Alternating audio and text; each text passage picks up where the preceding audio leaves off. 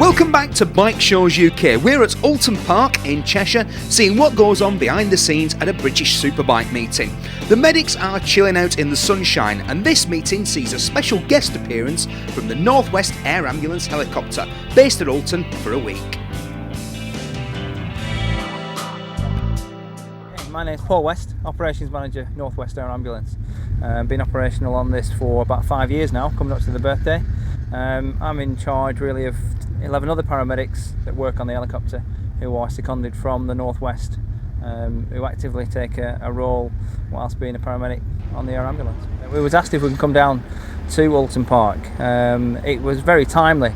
We're starting an initiative in Merseyside. We're bringing a helicopter to the people of not only Cumbria and Lancashire, but this next particular week we're going down in Merseyside. We can be on scene at any serious road traffic within 15-20 minutes maximum, and then back to hospital within 10 minutes. So like I say, it's quite timely. There is an added bonus in the fact that we do get to watch the races as well. Being a biker, born again biker myself, I bought my first bike, my Honda VF4, last year in July. I was out yesterday for a number of hours because the weather was gorgeous. Went up to the Lake District and back. So unfortunately I didn't make it here yesterday, but today gladly we can see the races also. And there's no better view of the racing than the one from the helicopter. So we caught up with the pilot and asked him what he thought of it all.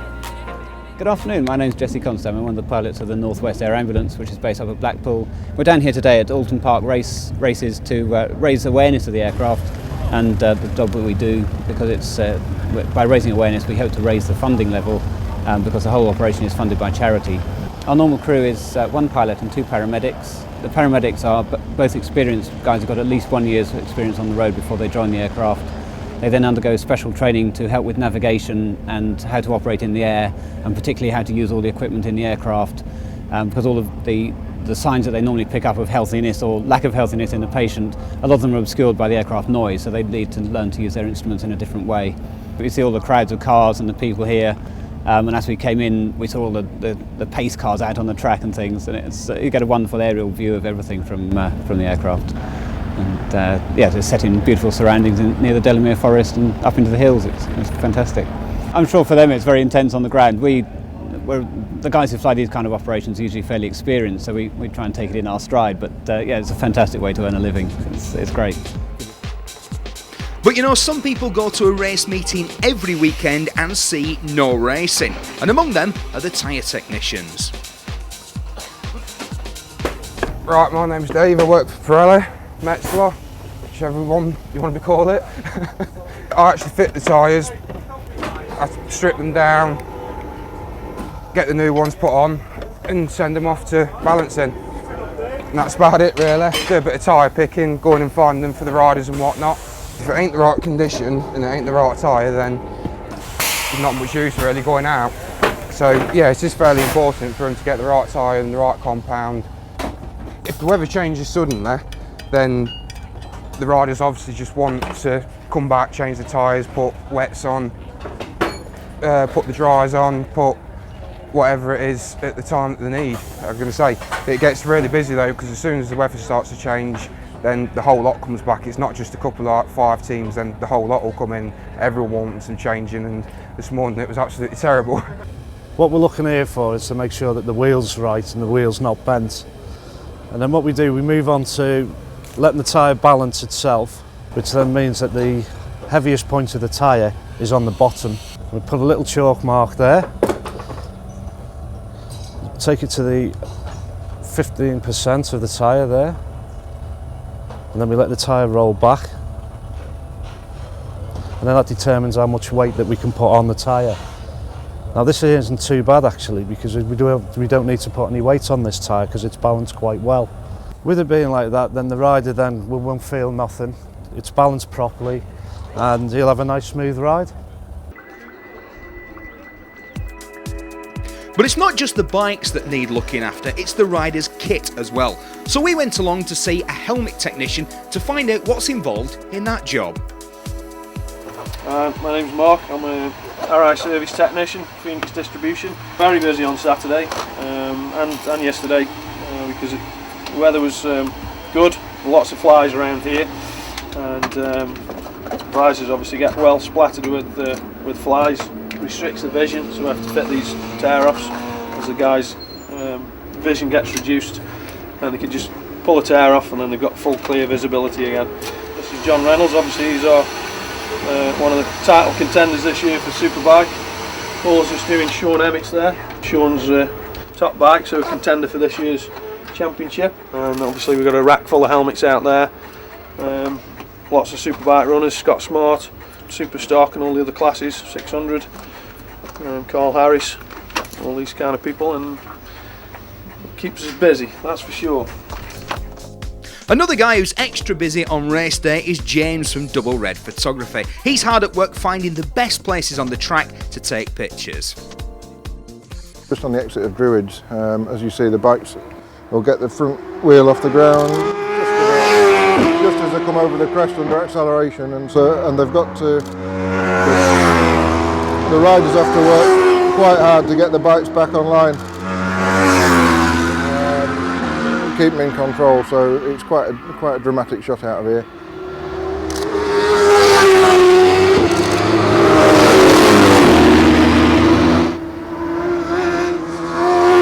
A number of times that people say, "Oh, you've got the best job in the world." Well, on a day like today, we probably have, but when it's siling down with rain and you've got to stand there and it's cold, miserable, and horrible, and you've still got to be out there, then obviously it's not quite so much fun. I think we'll just have a walk up to the inside of Lodge, get a completely different shot.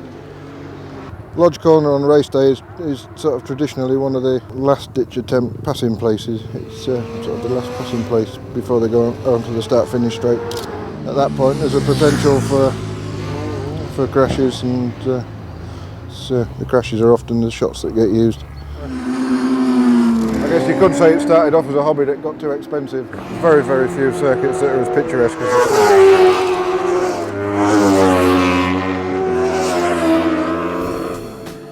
Back to the scrutineering bay now, where we catch up with one of the chaps who makes sure that all the bikes are safe to race. Yeah, checking all the nuts and bolts, make sure they're tight. No oil leaks from the cylinder. Fairing's not loose. Front brake lines, as long as they don't go over the top of the mudguard. No oil leaks from the front forks. Make sure the rear brake's working. Footrests are tight. Exhaust not loose. You should have two bungs in the bottom of the fairing, which he hasn't got. Footrest tight. Suspension working. It's mainly nuts, bolts, tyres. At a club meeting you'd look at more tyres as they go away from here, and they can work on the bike and do something which they shouldn't do, I suppose, really, leave a wire off, and you can't keep an eye on everything all the time. But one man who was trying to keep his eye on, well, absolutely everything is Adam, our internet reporter. Right, we're just on our way to a photo call at a Superstock team, DLS London South, and they've got some girls there that they're going to have a photo call with. With Crash.net we have a babe section, so we use some of the pictures taken at the meetings of the girls on the bikes and stuff. Just going to go and have a chat with them to see how they are and get a bit of background information for the site, really. How long have you been dancing? About 6 years now. 6 years? How did you get into it? Well, my day job was boring, so I decided to get a bit better paid. Do you enjoy your job? Yeah, it's good. Yeah. Do you get good pay? I'll have to come along one time. I'm sure I can find you some passes. Brilliant.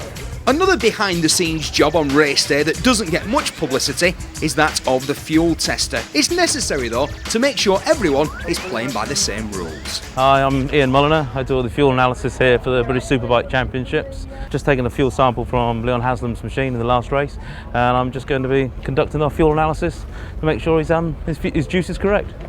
The main test is gas chromatography. So in basic terms, it splits the fuel into all its major components and gives us a percentage readout of each component. Typical race fuel they're using here, an Alfa Moto 4T product for the superbike class. It's got about 120, 122 components to make sure they've either, well, one, they're using the fuel supply, but mainly to make sure they haven't put any additives in, any octane boost or something to improve the performance of their fuel. This graph's looking pretty good now. We're just coming to the end. All the components are all looking good. They're all the right amount of there. They're all in the right percentages. So that's going to be a clean test for Mr. Haslam. So I'll go and get him to sign this paperwork, and he can take his machine home. Well, that's it from Oulton Park and from this edition of Bike Shows UK. We hope we've given you some idea of what goes on behind the scenes to make a big race meeting like this possible. It's time for everyone to pack up, go home. So we'll leave you to look at a deserted Oulton Park and just how good or bad our cameraman is on a bike.